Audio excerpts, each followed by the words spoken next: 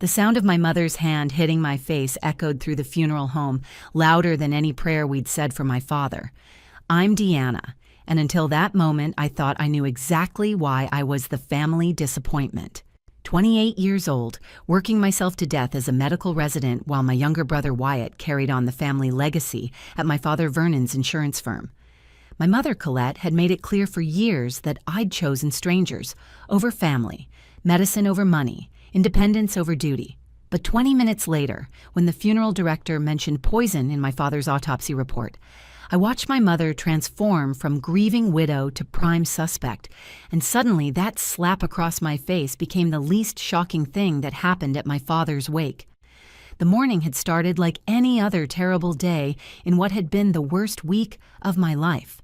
My father Vernon had died of a sudden heart attack 5 days ago.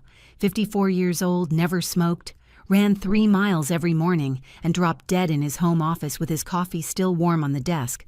My mother found him slumped over his keyboard, quarterly reports scattered across his desk like he'd been working right up until his heart gave out. I hadn't spoken to him in 3 weeks. Our last conversation was another argument about my career choices, about how I was wasting my potential in emergency rooms when I could be building an empire with him. "Deanna, you're brilliant," he'd said, his voice tight with frustration. "Why do you insist on throwing that away to patch up strangers who won't even remember your name?" I'd hung up on him. Those were the last words my father ever said to me, and I hung up on him. Now I stood in the entrance of Riverside Funeral Home, still wearing my scrubs under my black coat because I'd come straight from a 16-hour shift. My hands smelled like hospital disinfectant no matter how many times I'd washed them. My brother Wyatt was already there, standing near the casket in his perfect black suit, looking every inch the successful heir to Vernon's insurance empire. He saw me and his jaw tightened, that same look of disapproval he'd perfected since we were kids. My Aunt Nadine, my mother's sister, stood with a cluster of relatives near the memorial photo display. She was whispering to our cousin, but her voice carried in that way grieving relatives' voices do when they think they're being discreet. Poor Colette found him, you know. Can you imagine walking in on that? Your husband of 30 years, just gone? The funeral home was packed with people from my father's life that I barely knew anymore. Business partners, golf buddies, church friends, neighbors who remembered when the Vernon family was complete, when we still pretended to be happy. The closed casket sat at the front of the room surrounded by white roses and carnations, because my mother insisted an open casket would be too traumatic after the autopsy. Wyatt walked over to me, his footsteps deliberate and heavy. "Surprised you could make it," he said, not bothering to lower his voice. "Dad would have appreciated you showing up more when he was alive." "I was saving lives," I shot back, the familiar defensive anger rising in my throat. "Right. Strangers' lives, while your own father's heart was giving out from the stress of having a daughter who couldn't spare him a single Sunday dinner in 6 months. That's when I saw my mother. Colette stood by the guest book, her black dress impeccable, her makeup perfect despite her grief. She'd been greeting guests with that practiced widow's grace, accepting condolences with just the right mixture of sadness and strength. But when she saw me signing my name in the guest book, something shifted in her face. Her carefully composed features twisted into something raw and ugly. She moved toward me with purpose, her heels clicking against the funeral home's marble floor like a countdown to disaster. The room seemed to sense the incoming storm because conversations started dying off, heads turning our way. "How dare you," she said, her voice starting low but building with each word. "How dare you show your face here?" "Mom, please," I started, but she was already raising her hand. The slap came fast and hard, snapping my head to the side. The sharp crack of palm against cheek seemed to freeze time for a moment. Every single person in that funeral home turned to stare at us.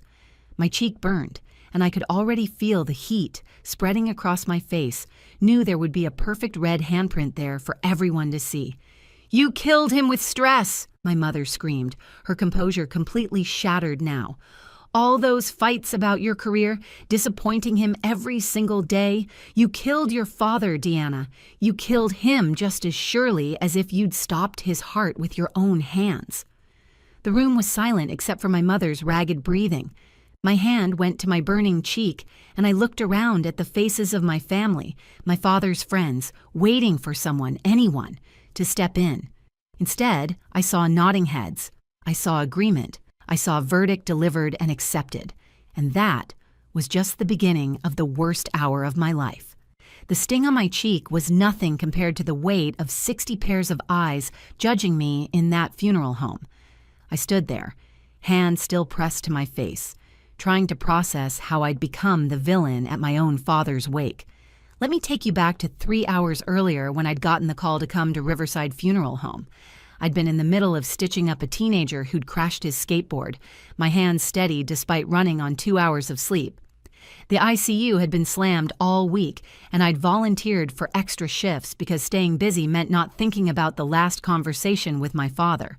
The chief of emergency medicine had actually ordered me to leave, said I looked like death myself, and that's when I'd finally changed into the black dress I'd kept in my locker for 5 days, unable to face what it represented. The drive to the funeral home took me through our old neighborhood in suburban Detroit, past the house where I'd grown up. The Vernon family home stood on Maple Street like a monument to success. All red brick and white columns, the lawn manicured to perfection even now.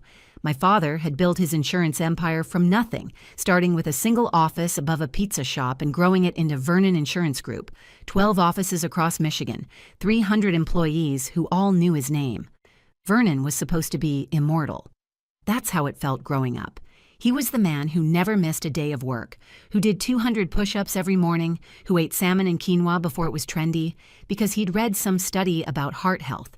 The irony wasn't lost on me now, a medical resident whose father died of the very thing he'd spent decades trying to prevent. Walking into Riverside Funeral Home was like entering a stage where everyone knew their roles except me. The space was elegant in that oppressive way funeral homes always are, all burgundy carpets and dim lighting, heavy curtains that seemed to absorb sound and hope equally, white flowers everywhere, their sickly sweet smell mixing with expensive perfume and old wood polish. My brother Wyatt had been holding court near the casket, accepting condolences like he was already the new head of the family.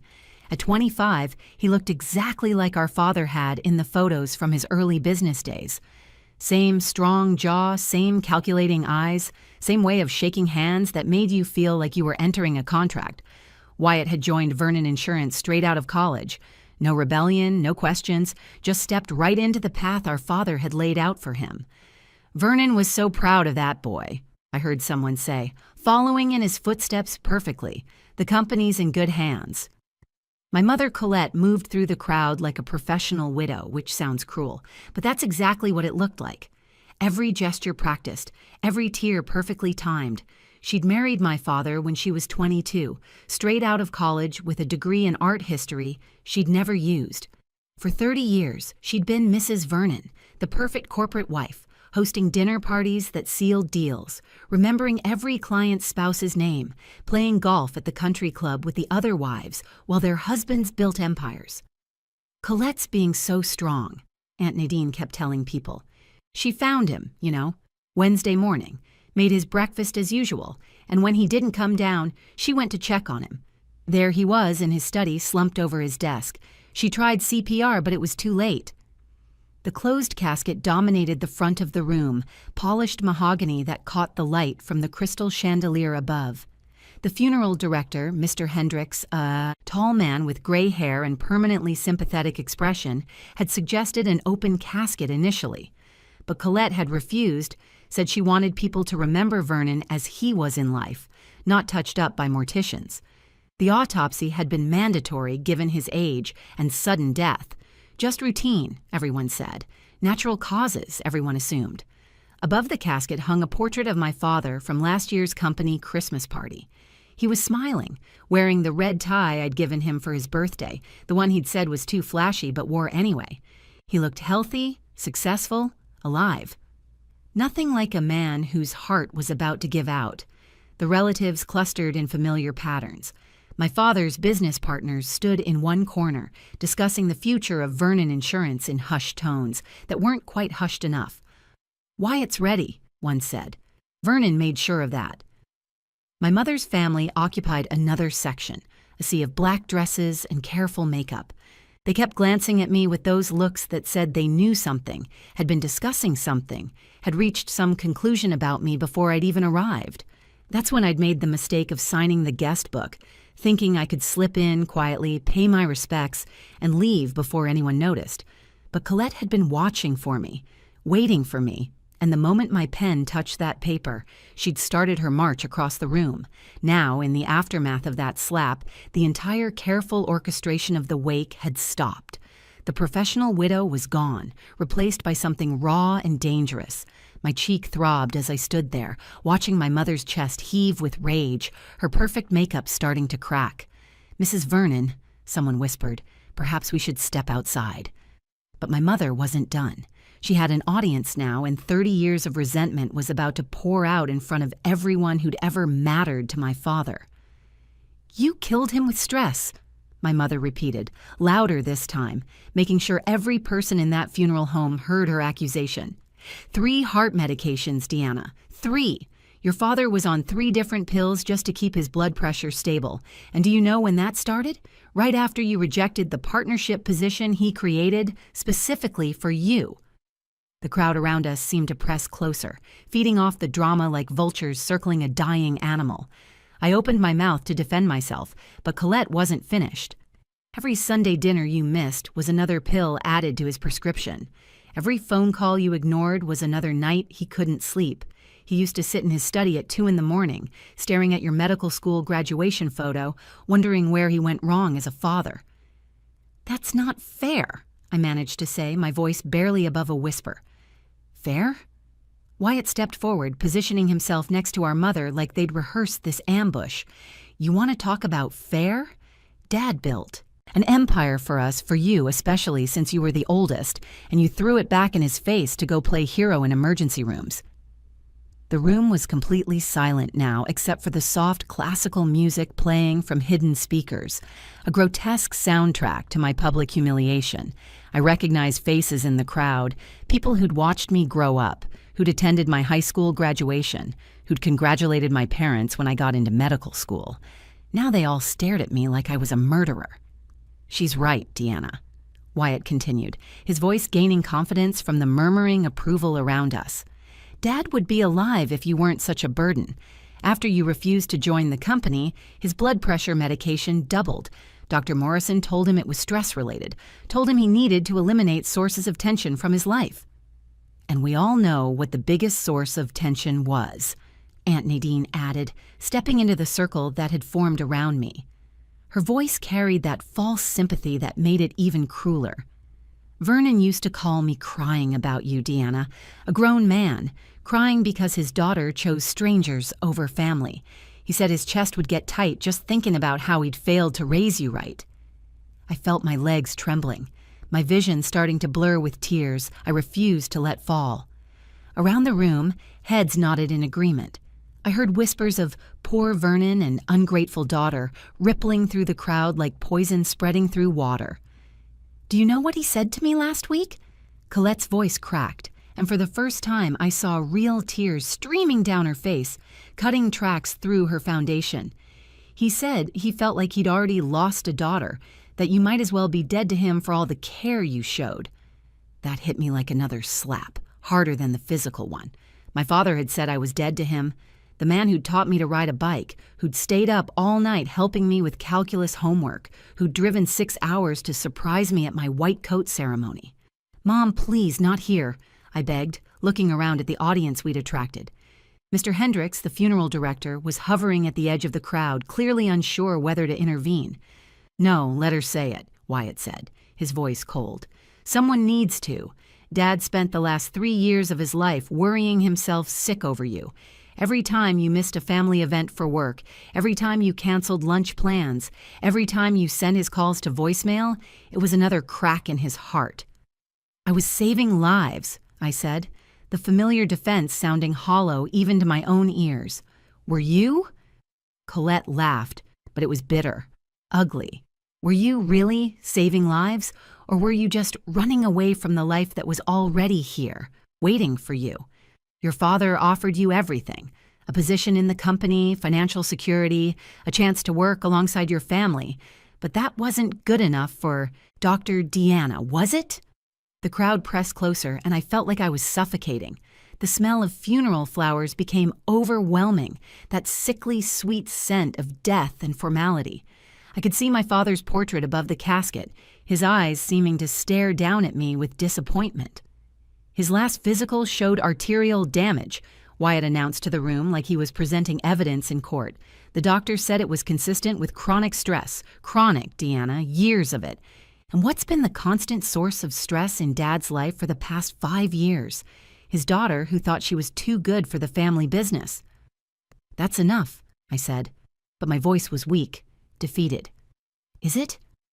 Colette stepped closer, close enough that I could smell her perfume mixed with the salt of her tears. Is it enough, Deanna?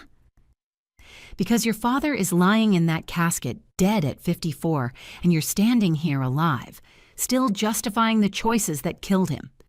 A sob escaped from someone in the crowd, maybe one of my father's secretaries. The sound seemed to give everyone permission to express their judgment more openly.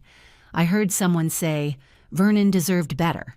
Another voice added, some children don't appreciate their parents until it's too late. I stood there, isolated in the center of their condemnation, my cheek still burning from my mother's slap, my heart breaking with each accusation. The guilt I'd been carrying since my father's death multiplied, became a physical weight pressing down on my chest. Maybe they were right. Maybe I had killed him with disappointment, with stress, with my selfish need to forge my own path. I should leave, I said, starting to turn toward the door. Yes, Colette said, you should. You've done enough damage to this family. But before I could take a step, Mr. Hendricks cleared his throat loudly, stepping into the circle with an expression that had shifted from sympathetic to urgent. Mrs. Vernon, he said, his formal voice cutting through the emotional chaos. I apologize for the timing, but the medical examiner insisted I inform you immediately. There's something about your husband's autopsy results we need to discuss. Mr. Hendricks stood there holding a manila envelope, his face grave in a way that had nothing to do with the usual funeral director sympathy. The crowd that had been closing in on me took a collective step back, suddenly aware that something bigger was happening. Can't this wait? Colette snapped, wiping her tears with a handkerchief, trying to reassemble her composure. We're in the middle of a family matter. I'm afraid it cannot wait, Mrs. Vernon. The medical examiner was quite insistent. Perhaps we should speak privately in my office? Colette's face flushed with indignation. Whatever you have to say can be said here. We're all family and friends. Vernon had no secrets from anyone in this room. Mr. Hendricks hesitated, looking around at the 60-some people, staring at him expectantly. Mrs. Vernon, I really must insist we discuss this privately first. Just say it, Wyatt demanded, moving to stand beside our mother. We're about to bury my father. Whatever bureaucratic paperwork you have can't be more important than that. The funeral director shifted his weight, clearly uncomfortable. He looked at me for some reason, maybe because I was medical personnel, maybe because I was the only one not actively demanding he speak. Then he opened the envelope. The autopsy revealed something unexpected in your husband's system, he began carefully. The toxicology report, which is routine in sudden cardiac deaths, showed traces of a substance that shouldn't have been there. What kind of substance? I asked, my medical training overriding my emotional turmoil. What did they find? Ethylene glycol, Mr. Hendricks said quietly, but in the silent room it might as well have been shouted. I felt my blood turn cold. That's antifreeze, I said automatically. Ethylene glycol is the primary component in antifreeze. The room erupted in gasps and whispers. Colette's face went from flushed to ghost white in seconds. That's impossible, she said, her voice shaking. Vernon had a heart attack. The hospital said it was a massive myocardial infarction, natural causes. The ethylene glycol likely triggered the cardiac event, Mr. Hendricks explained, consulting the papers in his hand. According to the medical examiner, the levels found suggest repeated exposure over a period of several weeks, possibly longer. You're saying someone poisoned my father? Wyatt's voice cracked like he was 15 again. I'm saying that's what the autopsy found. The police have been notified, as is protocol in these situations. They'll be arriving shortly to begin an investigation. The entire dynamic of the room shifted. The crowd that had been condemning me moments ago now looked at each other with suspicion and fear. I watched my mother sway on her feet, grabbing Wyatt's arm for support. "This is insane," Colette said. "Who would want to hurt Vernon?" Everyone loved him. He was respected, successful, generous with his employees and friends. "Mom," I said, my mind racing through the medical implications, "ethylene glycol poisoning isn't usually random. The person would need access to Dad's food or drinks regularly. It's sweet-tasting, easy to hide in coffee or juice or protein shakes." Colette's eyes widened. "Protein shakes," she whispered. "What about them?" Wyatt asked. "Vernon drank one every morning," Aunt Nadine said slowly, realization dawning on her face. "Colette, you made them for him. Every single morning you insisted on making his special shake." All eyes turned to my mother. She stood there, mouth opening and closing like a fish gasping for air. "You can't possibly think," she started, then stopped. "I made his shakes. Yes, but I would never, could never. He was my husband for 30 years. You were also the beneficiary of a $3 million life insurance policy," someone in the crowd said.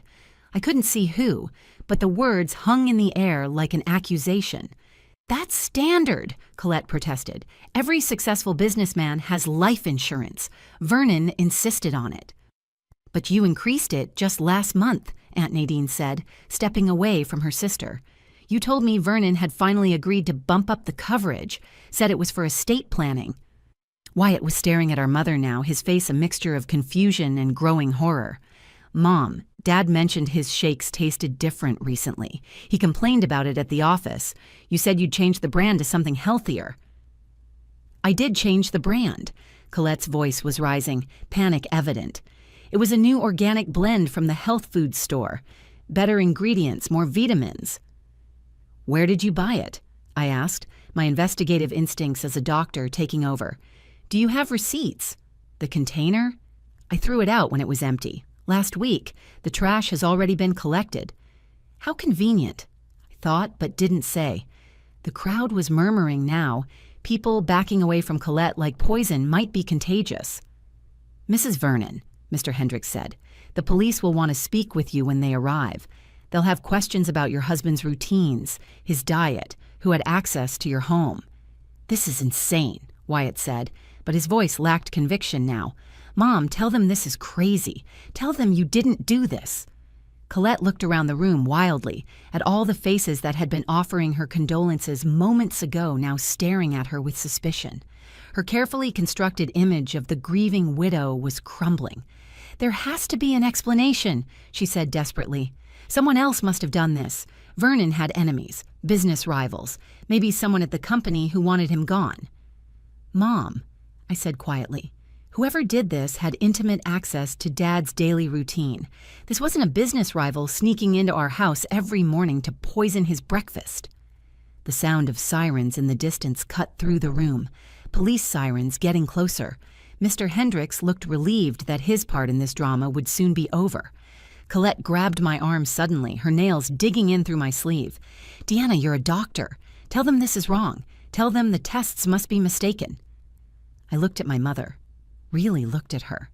The woman who had slapped me 5 minutes ago, who had accused me of killing my father with stress. Her eyes were wild now, desperate, and underneath the desperation was something else. Fear. But not the fear of being wrongly accused. It was the fear of being caught.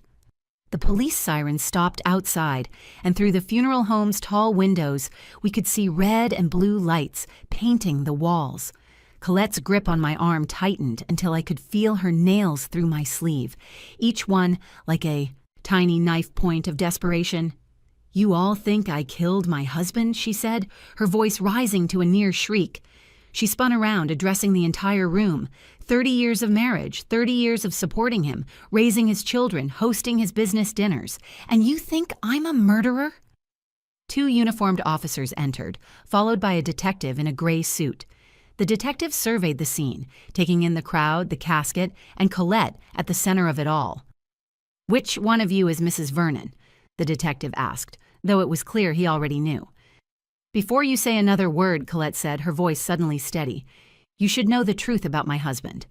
The real truth that nobody in this room wants to admit." "Mom, stop," Wyatt warned, but she shook him off. "Vernon was leaving me," she announced, and the room gasped collectively. "I found the divorce papers in his study 3 weeks ago. 30 years of marriage, and he was going to walk away for his 28-year-old secretary, Jennifer Martinez, for anyone keeping track. She's not here today, notice that? Too ashamed to show her face." Aunt Nadine covered her mouth with her hand. "Colette, no." "Oh, yes," Colette laughed bitterly. "The perfect Vernon, the pillar of the community, was having an affair. Had been for 2 years. He'd already signed a lease on a condo downtown. He was going to leave me with nothing." "That's not true," Wyatt said, but his voice was uncertain.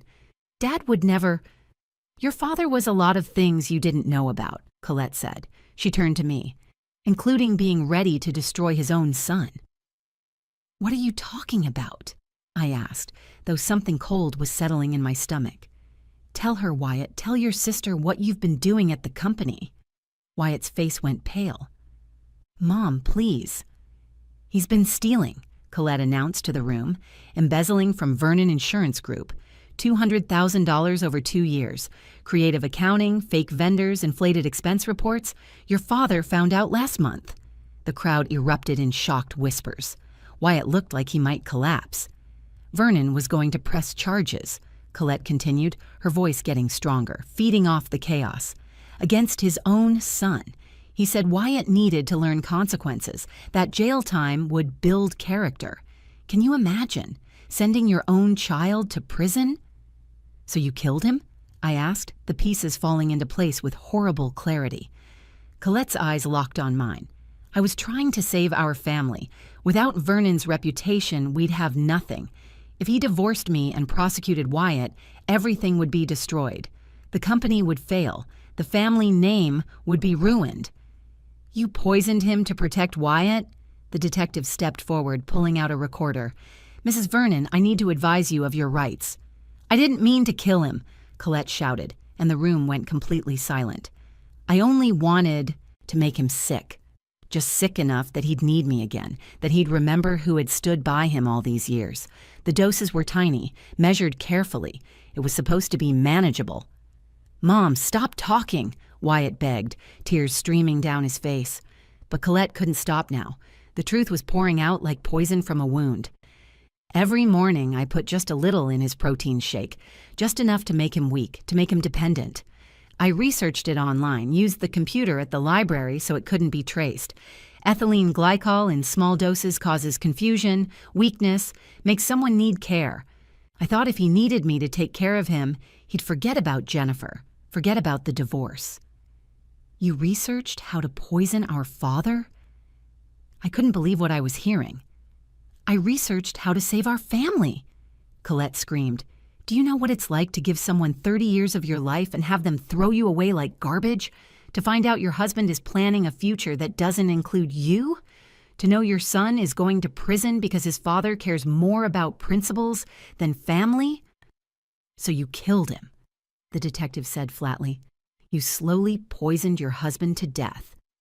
"The last dose was too much," Colette said, her voice breaking. "Tuesday night, I was emotional, angry. He'd been texting her at dinner, right in front of me, smiling at his phone like I was invisible. So I put more in his evening tea. I just wanted him to get sick enough to go to the hospital, to need me there beside him. Instead, he died at his desk," I said, feeling sick myself. "I found him the next morning," Colette sobbed. "I tried CPR, I called 911, I did everything I could, but it was too late. The stress on his heart from weeks of poison, combined with that last dose, it was too much." Wyatt had collapsed into a chair, his head in his hands.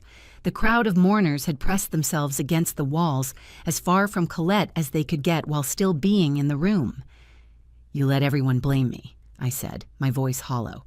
"You stood there and let everyone think I killed him with disappointment when you were literally poisoning him." "You did disappoint him," Colette said viciously. "That part was true. every time you rejected the family business, it broke his heart. No, a new voice said from the back of the room. Mr. Hendricks stepped forward, pulling another envelope from his jacket. I wasn't going to share this until after the service, but given the circumstances, Dr. Vernon, your father left this for you with his will. He handed me a sealed envelope with my name on it in my father's handwriting. I opened it with shaking hands and read aloud. Deanna, if you're reading this, something has happened to me. I need you to know that I am so proud of you, prouder than I ever managed to say. You chose to save lives instead of selling insurance, and that takes a courage I never had.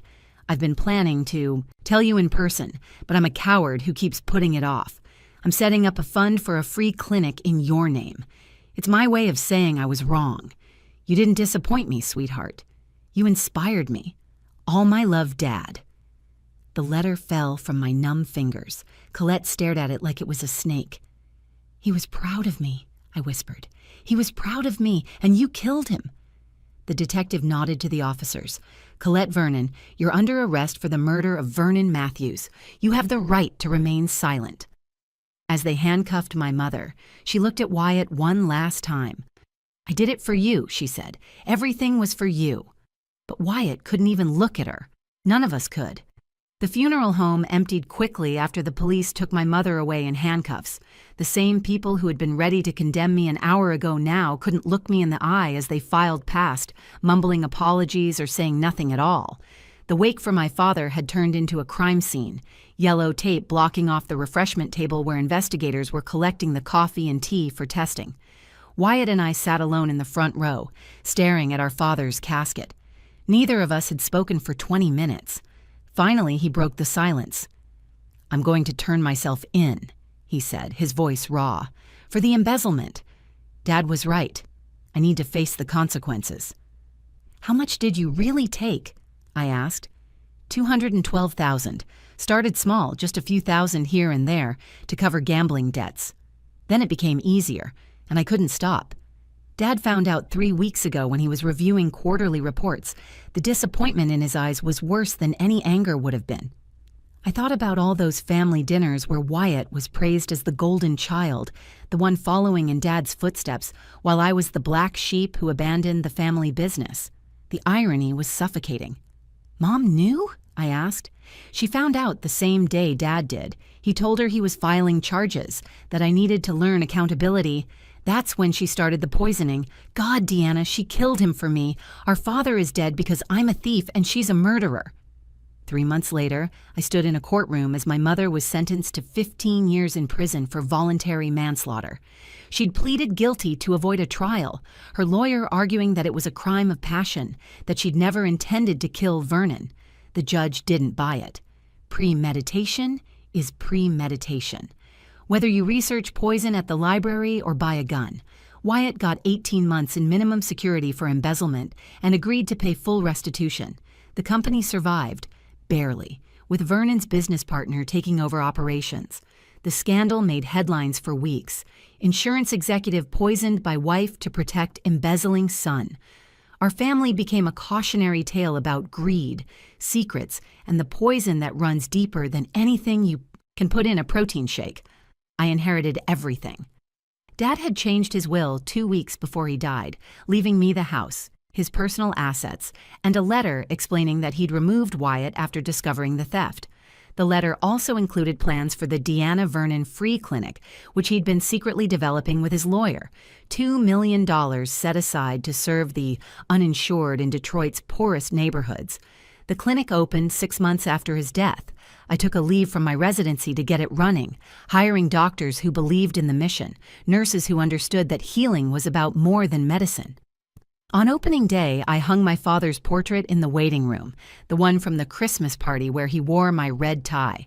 I visit his grave every Sunday now, the dinners I missed while he was alive replaced by conversations he'll never hear. I tell him about the clinic, about the lives we've saved, about the little boy who came in with pneumonia, whose family couldn't afford antibiotics. I tell him about Wyatt, who's serving his time and writing me letters about the accounting degree he's pursuing inside. I don't tell him about Mom. There's nothing to say about that. The last time I visited, I brought the guest book from the funeral home. Mr. Hendricks had saved it for me, said I might want it someday. I read through the names, all those people who were so quick to judge me, so ready to believe I'd killed my father with disappointment. Then I noticed something I'd missed that day. Under my signature, someone had written a note. The handwriting was unfamiliar, but the message was clear. Your father talked about you constantly at work. Not about disappointment, but about pride. He kept every newspaper clipping about your residency, every photo from your medical school graduation. His screensaver was you in your white coat. Don't let anyone tell you different. Jennifer Martinez. The secretary. The one my mother claimed he was leaving her for. I tracked Jennifer down and learned the truth. There was no affair. She was gay, happily married to her wife of 5 years. My father had been confiding in her about the divorce because she was HR, and he needed to know his options for removing Wyatt from the company without destroying him. The divorce papers were real, but not for an affair. He was leaving because he discovered my mother had been manipulating all of us for years, pitting us against each other, creating the narrative that I was the disappointment to keep Wyatt dependent on her approval. The real poison in our family wasn't ethylene glycol. It was the stories we told ourselves, the lies we believed, because they were easier than the truth. My mother had convinced herself that controlling everyone would keep us together. Wyatt had convinced himself that stealing was justified because he was the favored son. I had convinced myself that staying away was protecting my father from disappointment. But the truth was in that letter my father left me. He was proud. He was planning to bridge the gap between us. He was trying to break free from the toxic dynamics that had poisoned our family long before my mother ever bought antifreeze. I opened the Vernon Free Clinic not just to honor my father's memory, but to prove that healing is possible, even after the deepest wounds. Every patient we treat, every life we save, is a small victory against the poison that tried to destroy us. It's proof that sometimes the accused, the blamed, the scapegoated can become the healers. That slap my mother gave me at the wake, it was meant to mark me as the family failure, the daughter who killed her father with stress. Instead, it became the moment everything unraveled, when the truth finally had its day. Sometimes the hardest blow you take is the one that sets you free. My name is Deanna Vernon. I'm a doctor at a free clinic my murdered father funded in my honor. My mother is in prison for killing him. My brother is in jail for stealing from him. And I'm the only one left standing to tell you this story. If you found value in hearing this truth, if it made you think about the secrets in your own family or the poisons we don't always see, please share this video with someone who needs to hear it. Leave a comment below about your own experiences with family secrets or misplaced blame. And subscribe to this channel for more real stories about the truths that hide behind perfect facades, because sometimes the most important stories are the ones that hurt to tell.